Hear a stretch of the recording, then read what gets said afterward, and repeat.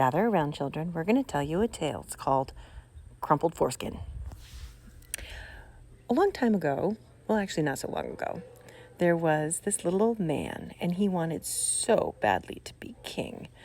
But he just, you know what? He just didn't have it, and nobody really liked him. So he looked up at the sky, and he wished on a star, or at least he thought it was a star. It was actually a satellite, but he wished on it and said, "I want to be king." All of a sudden, out pops a little troll. His name is Crumpled Foreskin. And this little troll says, "Okay, you called me. I can make you king. Let's do this. I'm gonna give you a lot of money." And the king's like, "Yeah, that'll be great because then I can buy some friends and then I can take power." He's like, "Okay, but if I give you this money, I want to have a title." Yeah, fine, whatever, I can do that. So the guy takes his money and he starts spending it. And then he realizes that he doesn't have enough money to buy enough friends that actually like him to make him king. So he's out of money now, and he looks up at the sky and he says, little troll, I need your help again. I'm out of money. I don't have enough." And the little troll pops up and says, "Okay, I've got this. I've got a secret. I've got magic in the sky, and I'm going to help you become king. But if I do, I get to have power. I don't want just a title. I want power." "Okay, fine, whatever. You know what? I'm an old man. I'm not going to live that long anyway, so what do I care? Please. I just want to be king. I just want people to remember that I was king." Okay.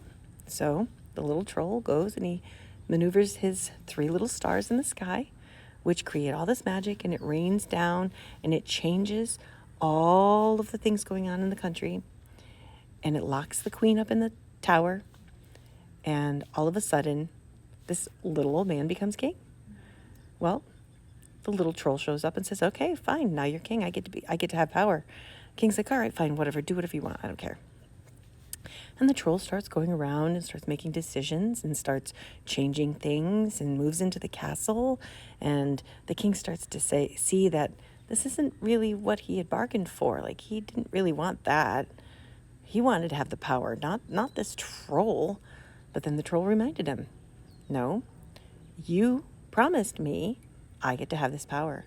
And if I don't have this power, I'm going to wake up the entire kingdom and tell them how you came to power.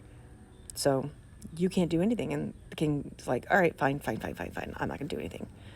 Well, one day, the king tries to wake up and get out of bed, and he realizes that he can't move the same, and he can't talk the same, and he doesn't really know what's going on, and something's wrong. Like, he's kind of trapped in his body, and he doesn't really have the same capacity that he did before.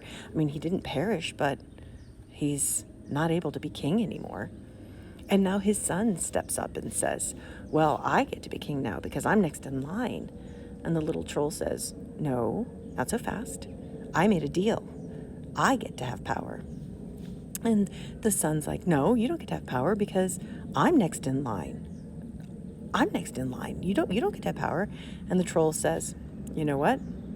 You want to push me? I'm going to tell everybody how your dad came to power."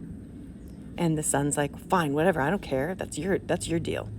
So the troll goes and he removes all of the magic that the little stars had caused. And all of a sudden, the queen is removed from the tower.